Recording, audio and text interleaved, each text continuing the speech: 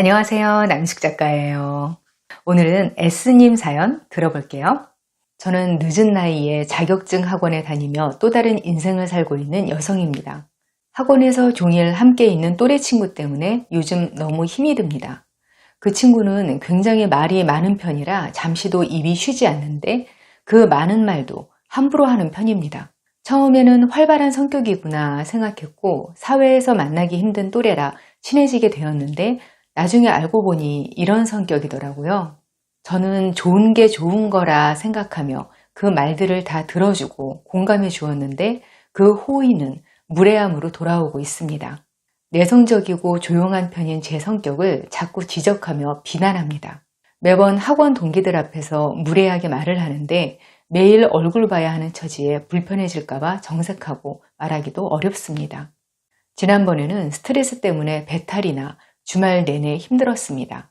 학원 수업은 6개월이나 남았고 저는 공부에 집중하고 싶은데 이 상황을 어떻게 해야 할지 난감합니다. 학원 자리도 너무 가깝고 집 가는 방향도 같아 도무지 벗어나기가 힘듭니다. 저도 직장 생활하며 사람을 겪은 만큼 겪었는데도 지금처럼 관계에서 스트레스 받기는 처음인 것 같습니다. 그동안 그 사람한테 배려하고 잘해준 게 너무 후회됩니다. 다음에도 제게 상처가 되는 말을 옆에서 하고 있을 때 제가 어떻게 말하며 대처해야 할까요?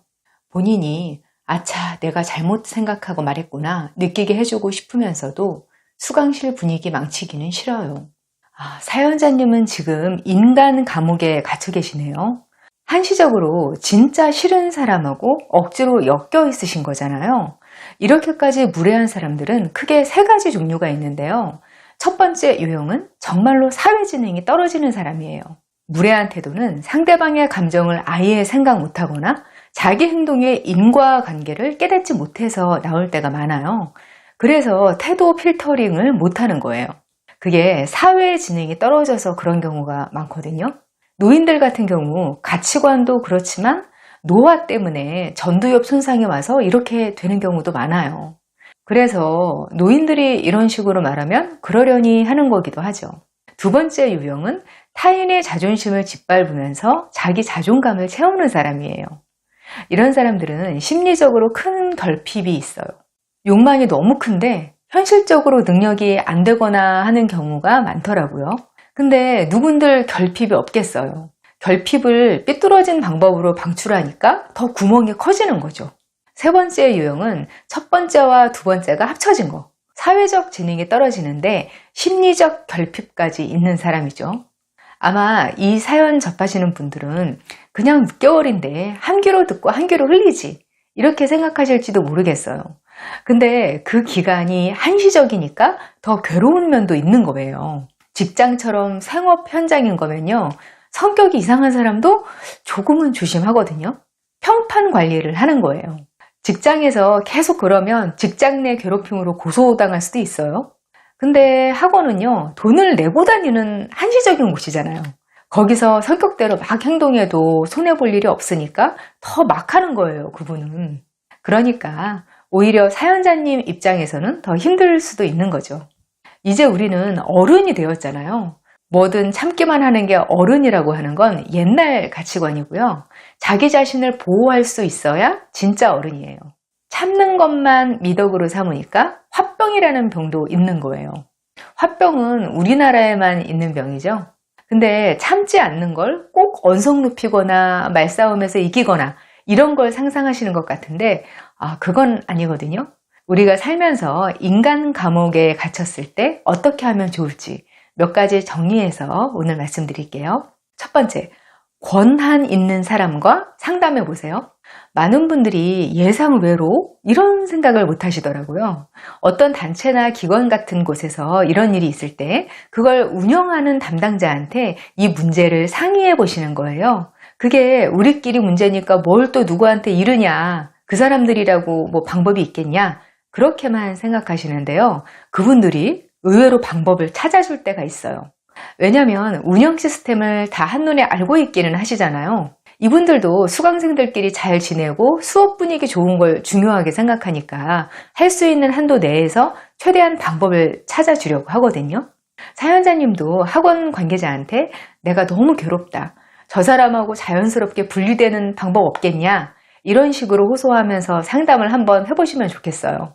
그 학원 시스템은 잘 모르겠지만요. 예를 들어서 시간대를 바꿔준다든지 다른 지점으로 이전을 한다든지 그런 것도 안 되면 수강 유예를 해서 좀 쉬다가 다음 텀으로 들어간다든지 뭐 그것도 아니면 강사님하고 의논해서 공식적으로 자리 바꿀 구실이라도 만들든지 이런 걸 그쪽에서 제안해 줄 수도 있어요. 저는 가장 먼저 이런 쪽으로 접촉을 해보시는 걸 권하고 싶어요.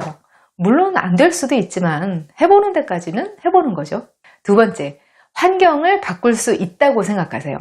사실 이것도 첫 번째로 말씀드린 것의 연장이라고 할 수 있겠는데요.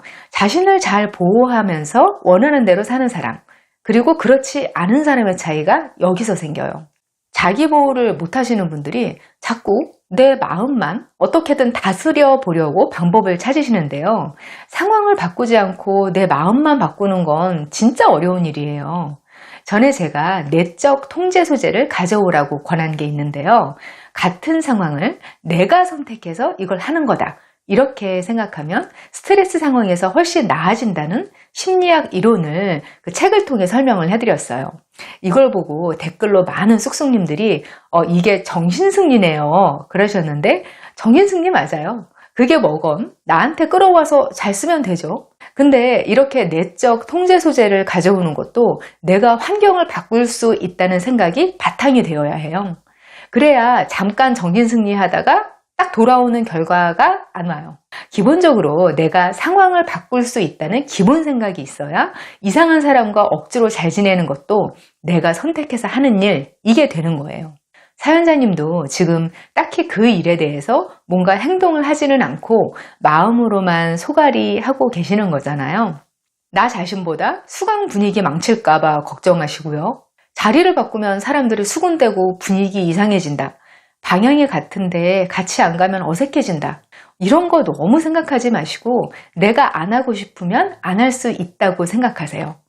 왜 그렇게 안 하시는지는 알거든요. 그런 변칙적인 선택을 하면 후폭풍이 올까봐 그러시는 거거든요. 근데 그 후폭풍이 예상보다 그렇게 대단하지 않아요. 우리가 하는 선택이나 행동보다 태도가 더 중요하거든요. 내가 원하는 선택을 하고 너한테 감정 없다는 그런 제스처로 보이기만 하면 괜찮아요. 물어보면 나 저 자리 좋아서 가기로 했다. 웃으면서 그렇게 말하면 되잖아요. 그래도 큰일 안 나요. 이렇게 선택을 하고 나면 이제 나는 사교 활동 안 하고 여기서 공부만 한다. 이걸 선택한 사람이 되는 거예요. 그러면 뒤에서 내성적이라고 욕을 하든 말든 상관 안 할 수 있는 구실이 더 생기는 거죠. 통제 소재를 내 안으로 가져올 수 있게 되는 거예요. 세 번째, 상대의 생각이 바뀔 거라고 기대하지 마세요. 저는 전체 사연에서 가장 놀란 부분이 뭐냐면요. 이 부분이에요. 다음에 또 그러면 아차, 내가 잘못 생각하고 말했구나 이렇게 느끼게 말해주고 싶다고요. 이건 진짜 불가능에 가까운 일이에요. 이건 뭐 소크라테스나 공자가 직접 와도 안 되는 일이에요. 통상적인 상황에서 그런 사람들은요, 상대가 대응을 잘해서 함부로 못하게 되면 자기 잘못을 깨닫는 게 아니라 상대가 잘못했지만 내가 참는다. 그렇게 생각하죠. 그런데 상대가 하는 행동에 프레임을 바꾸게 말을 할 수는 있어요. 땡땡씨, 요즘은 취직해서 회사 동료한테 그렇게 말하면 직장 내 괴롭힘으로 신고당해요. 그런 식으로 말하는 거 왕따 주동이에요. 싸우자는 말투로 말할 필요 없고 부드럽고 조용하게 말하면 돼요. 제가 아까 행동보다 태도가 중요할 때가 많다고 했잖아요. 이런 말을 부드럽게 웃으면서 말하면 딱히 반발은 못하면서 진짜 무섭죠. 그러면 이게 무슨 괴롭힘이야. 그냥 있는 얘기 하는 건데 우리 사이에 이 정도 말도 못하냐? 뭐 이런 식으로 줄줄이 말이 나올 거예요. 거기에 굳이 일일이 대응할 필요 없어요. 근데 사연자님이 이렇게 말하면서부터 이미 그 사람이 하는 행동에 프레임이 바뀌었죠. 그러면 무의식 중에서라도 좀 조심하게 되어 있어요. 왜냐면 이쪽에서 범죄에 비슷한 쪽으로 프레임을 씌웠으니까. 이제 상대방은 친한데 이 정도 말도 못하냐? 이런 핑계가 더 안 통하게 되는 거예요. 일단 나 자신부터가 상대의 말과 행동을 이런 프레임 안에 넣어야 적절하게 나 자신을 보호할 수 있어요. 네 번째, 상대방 행동의 변명거리를 찾아주세요. 제가 먼저 말씀드린 것들을 다 해보시고, 제가 앞서서 말씀드린 것들을 다 해보시고 나서 그 후에 이걸 하시는 건데요. 상대방한테 관대한 마음을 한번 가져보세요. 사실 웬만한 사람들 중에서 전적으로 나쁘기만 한 사람은 되게 드물거든요. 그냥 그 사람의 좋은 점을 찾고서는 이런 이유 때문에 사람을 막 대하게 됐구나, 안 됐다, 뭐 그렇게 생각할 수 있게 되면 내 마음에 훨씬 여유가 생기더라고요. 그 사람이 아니라 나를 위해서 필요한 작업인 것 같아요. 근데 관계를 시작할 때 초반부터 상대방 입장에서만 생각하게 되면 자칫 인격 장애가 있는 사람들의 먹잇감이 될 수 있거든요. 내가 어떤 사람을 만나면 힘들다, 이렇다면 상대방 변명해주는 것보다는 내 감정을 먼저 살피고 얼른 후퇴해서 나를 보호해주는 습관을 들이시면 좋겠어요. 먼저 거리를 두고 나를 보호한 다음에 천천히 상대를 살피면서 내가 오해를 한 건지 예민한 건지 나중에 생각하는 게 맞는 순서예요. 오늘은 인간 감옥에 갇혔을 때 고통에서 벗어나는 방법을 알려드렸어요. 첫 번째, 권한 있는 사람과 상담을 해보기. 두 번째, 환경을 바꿀 수 있다고 생각하기. 세 번째, 상대의 생각이 바뀔 거라고 기대하지 않기. 네 번째, 상대방 행동에 변명거리를 찾아주기. 이렇게 네 가지고요. 쑥쑥님들 일상에서 이런 상황을 만나시면 떠올려 보시면 도움이 되실 거예요. 저와 더 깊은 소통을 원하시면 네이버 카페 어른성장학교로 오세요. 저는 다음 시간에 여기서 만나요. 기다릴게요.